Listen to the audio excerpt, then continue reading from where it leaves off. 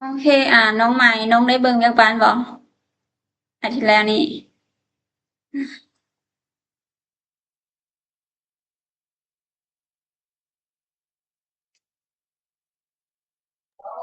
โดยเราซื้อน้องได้เบิ่งเวียกบ้านบ่อาทิตย์แล้วนี่เวียกบ่ายมื้อนั้นน้องยังบ่เข้าใจเราซื้อเพราะว่าน้องเข้ามืออ่าแรกน้องยังบ่เข้าใจว่าเฮ็ดจั่งใดโอเคบ่เป็นหยังเนาะอ่าโดยโอเคเดี๋ยวน้องที่ไซส์เสื้อซูมยูเซอร์น้องซื้อหยังน้องหาก็เข้ามาคือกันบ่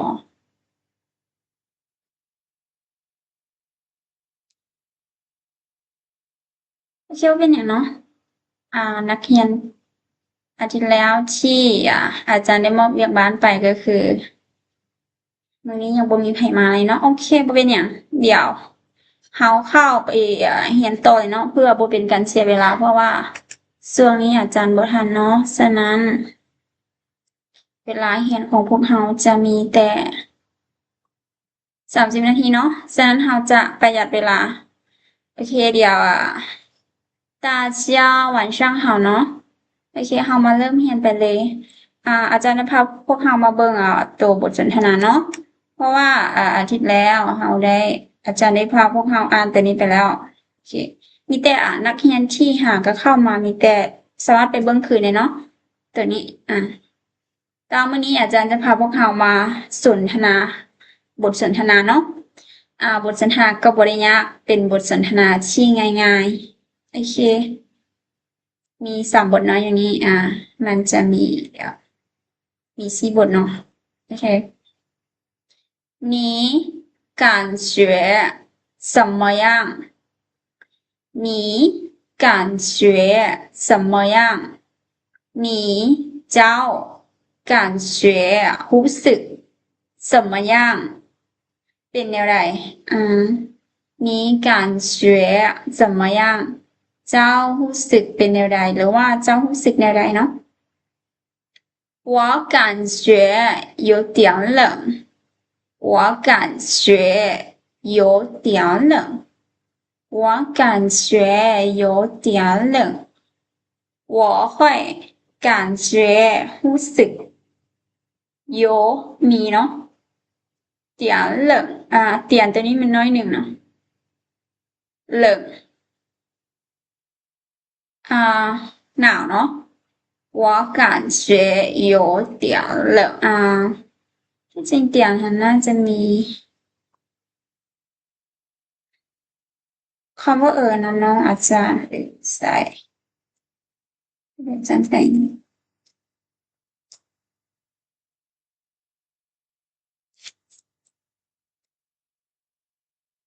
โอเคเดี๋ยวนะ我感觉有点儿冷我会เนาะ感觉รู้สึก有มีเดี๋ยวตัวนี้มันน้อยหนึ่ง冷หนาวเนาะ我感觉有点儿冷ค่อยรู้สึกหนาวน้อยหนึ่งมาต่อบทที่2เนาะอาจารย์จะเว้าไปอาจารย์จะพาและกับเปแล้วไปทั้ง3บทเลยเนาะเพราะว่าบทมันมี3บทแต่ว่าบทบ่ได้ยากปานใดเนาะ我爱你我爱你我会爱ฮักหรือมักเนาะ你เจ้า我爱你ค่อยฮักเจ้าหรือว่าค่อยมักเจ้าก็ได้เนาะ我也爱你我也爱你我会也ก็เนาะก็หรือว่าคือกัน爱你我也爱你ค่อยก็ฮักเจ้าเนาะค่อยก็ฮักเจ้าคือกันโอเค你喜欢他什么呀你喜欢他什么呀你喜欢他什么呀你เจ้าเนาะ喜欢เมมแปลว่ามักเนาะถ้าตัวนี้เป็นท่าเราผู้หญิง什么เป็นอย่างเนาะ ยาน้ำเสียงของท้ายเนาะแต่ตัวนี้มันใช้เป็นคำถามก็ได้คือกันเนาะ你喜欢他什么呀เจ้ามักเราอีหยังเจ้ามักอีหยังในตัวเราเนาะเจ้ามักเราเจ้ามักอีหยังในตัวเราโอเค我喜欢他的微笑เนาะ微笑该เขียนผิดเดี๋ยวจันแปลงแป๊บนึง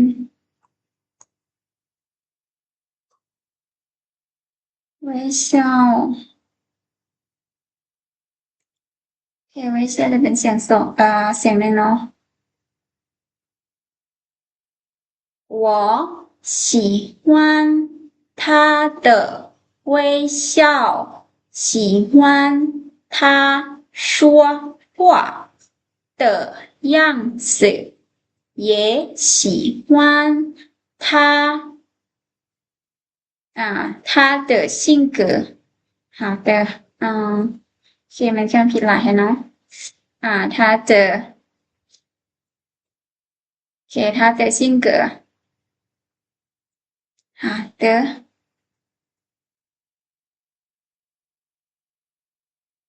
他的性格我喜欢他的微笑喜欢他说话的样子也喜欢他的性格我会เนาะ喜欢มักถ้าตัวนี้เป็นถ้าเราผู้หญิงเนาะเตอของ微笑หอยยิ้มเนาะ喜欢มักถ้าเราผู้หญิงเนาะชัวหัวเว้าเนาะเตอย่างเตอเป็นของเนาะย่างสื่อก็คือแบบว่าท่าทางเนาะท่าทางหรือรูปร่างเนาะย่างสื่อเย่ก็เนาะ喜欢มักถ้าเราผู้หญิงเตอของ性格อันนี้เป็นนิสัยเนาะ我喜欢他的微笑喜欢他说话的样子也喜欢他的性格ค่อยมักหอยยิ้มของเราเนาะมักท่าทางตอนเราเว้าแล้วก็มักนิสัยเราเนาะโอเค真是个恋爱脑真没救了真是个恋爱脑真没救了真是แท้ๆหรือว่าอีหลีเนาะ真是ก็คนหนึ่งเนาะก็คนหนึ่งเลี่ยนอ้ายหนาวเลี่ยนอ้ายหนาวแบบข้างหักเนาะหรือว่าในสมองมีเตียวความพังเนาะคนที่แบบข้างหักอีหลีเลี่ยนอ้ายหนาว真没救了真ตัวนี้เป็นแท้เนาะ没救了没เป็นโบเนาะจิ้วเป็นสวยเนาะแล้ว真是个恋爱脑真没救了เป็นคนที่ข้างหักอีหลีเนาะสวยบ่ได้อีหลีละสวยบ่ได้แท้ๆล่ะโอเคประมาณนี้เนาะฟังทานบอกน้อง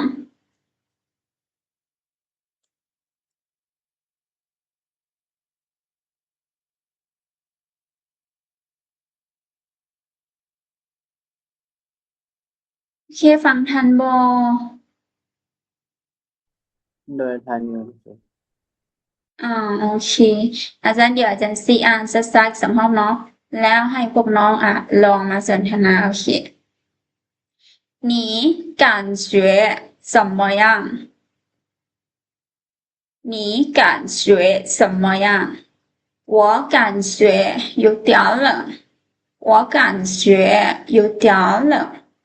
我爱你我爱你我也爱你我也爱你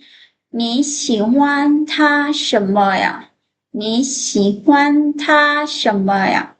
我喜欢他的微笑喜欢他说话的样子也喜欢他的性格真是个恋爱脑真没救了เขาเจอมีน้องคนใดอยากลองมาอ่านบอก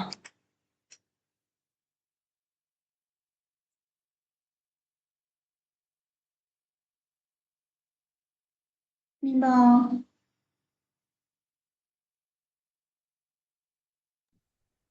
น้อง老师เจอน้องน้องเสือทองยืนบอก对妹妹เขาเจอโอเคบ่มีแล้วบอกมีแต่น้องยืนคนเดียวบอก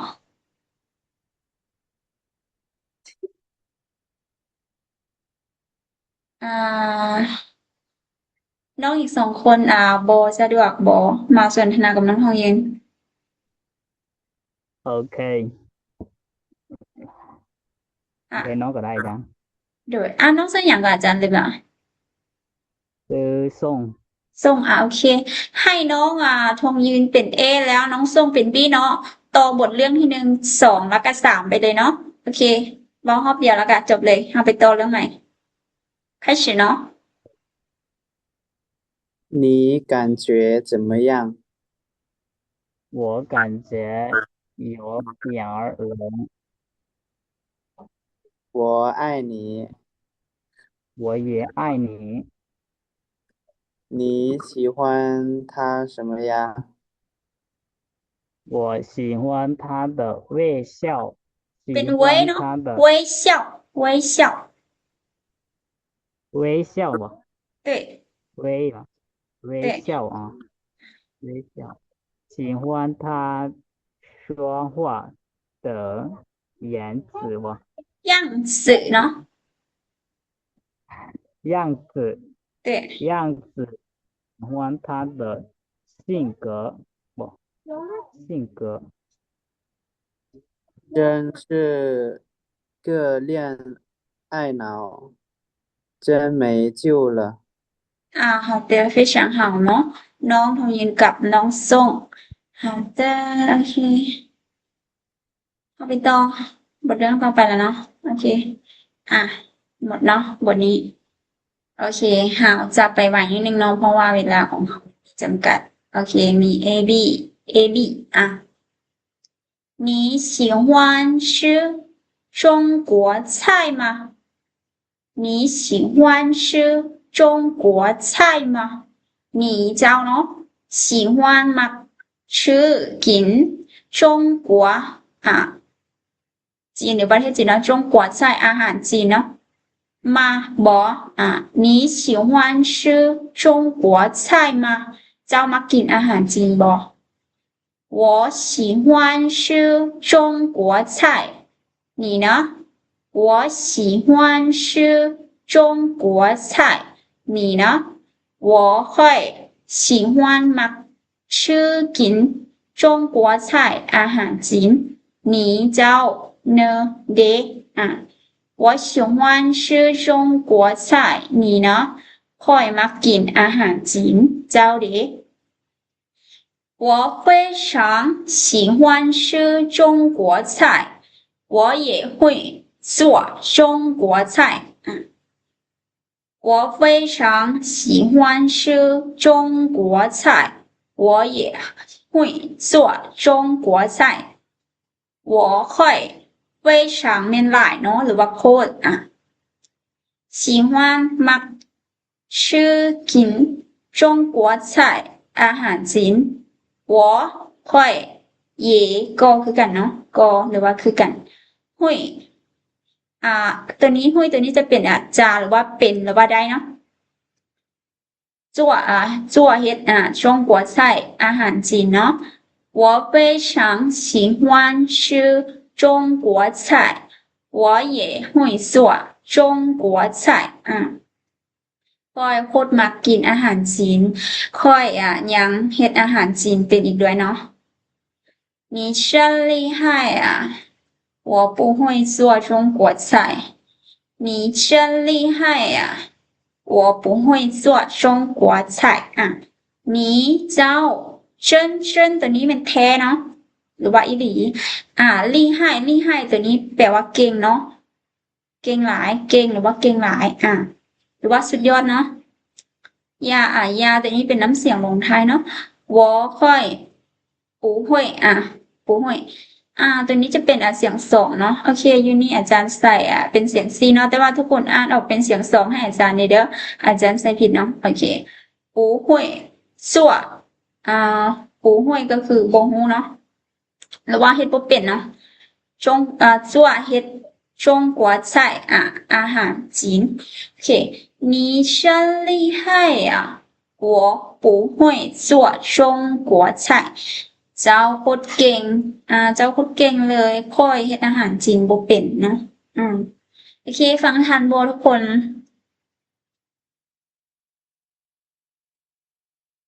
ฟังทันบ่ทัน老师หาเจอเดี๋ยวอาจารย์ซีอ่านอีกรอบหนึ่งเนาะแล้วให้พวกน้องมาสนทนา你喜欢吃中国菜吗我喜欢吃中国菜你呢我非常喜欢吃中国菜我也会做中国菜你真厉害呀我不会做中国菜หากจะมีน้องคนใดอยากลองมาสนทนาบ่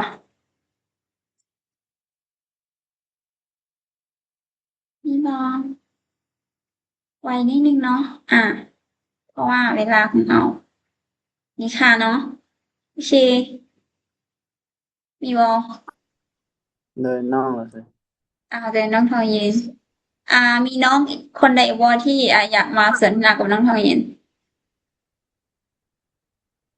เลยโอเคน้องทรงเนาะแม่นบ่เลยหากเจอไม่เร็วน้องทองยินเป็นแอแล้วน้องส้มเป็นบีเฟ开始เนาะ你喜欢吃中国菜吗我喜欢吃中国菜你呢我非常喜欢吃中国菜我也会做中国菜你真厉害呀我不会เนาะ不会会做中国菜对ตัวนี้เป็นลี่ให้เนาะลี่ให้厉害你好สามารถแปลได้เก่งบอกเลยเด้อแมนเก่งหรือว่าสุดยอดเนาะโคตรเก่งเลยสุดยอดสุดยอดไปเลยเจ้านะอ๋อ厉害โอเค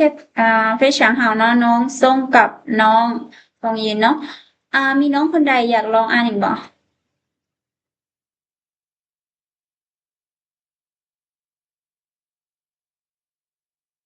มีร้านบ่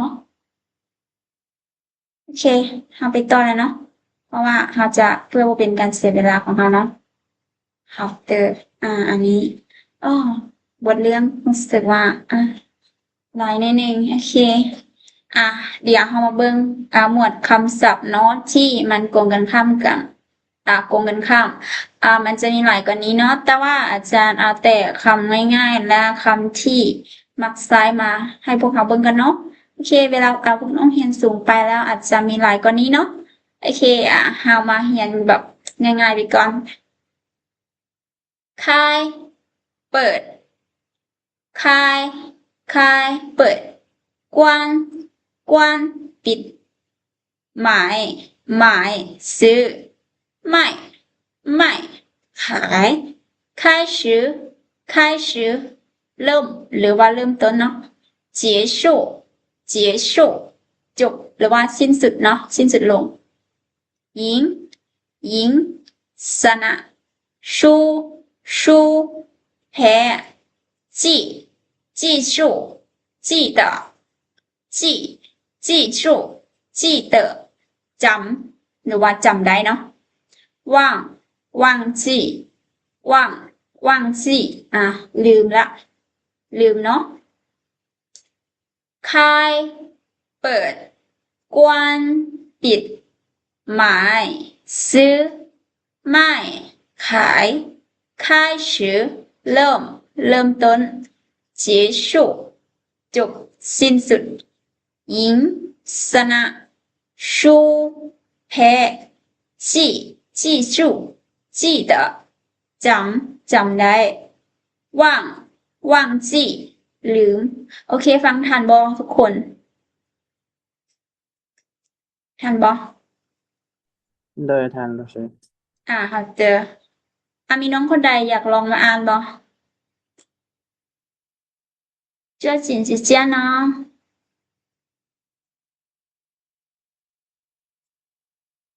มีบอง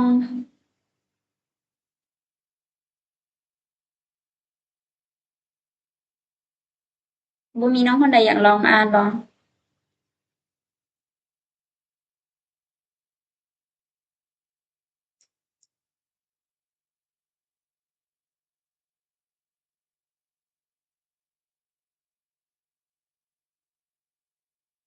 โอเคเป็นอย่างเนาะ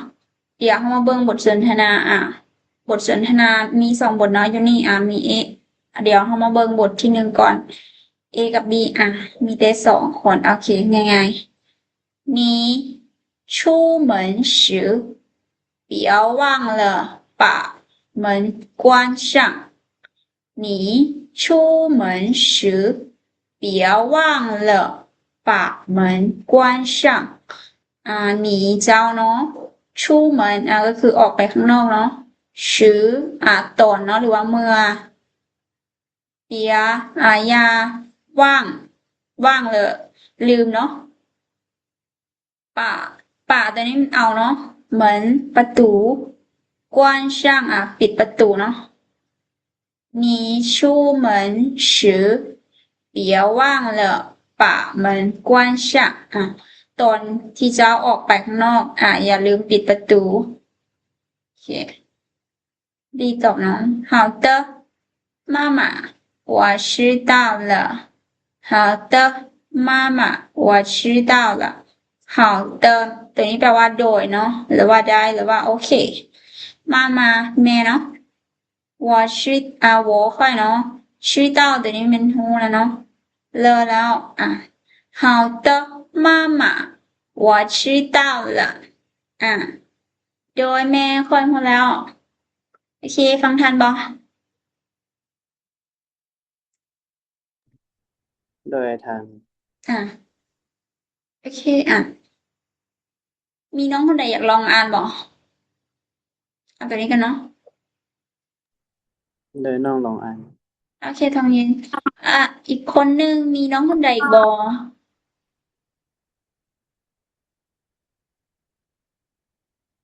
มีแล้วบ่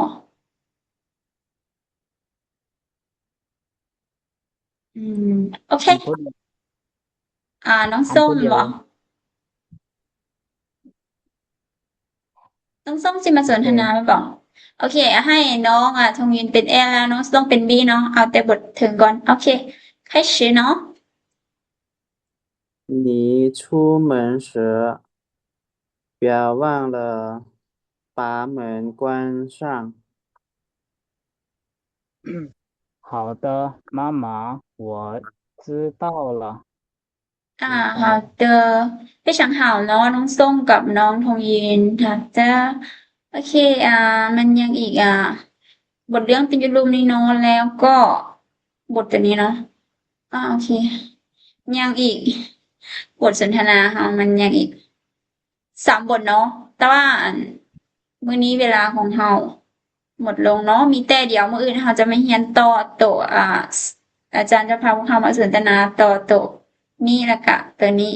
อีก3บทเนาะโอเคมื้อนี้พวกเราเลิกเรียนก่อนเนาะโอเค可以下课啦明天见明天见，老师。明天见拜拜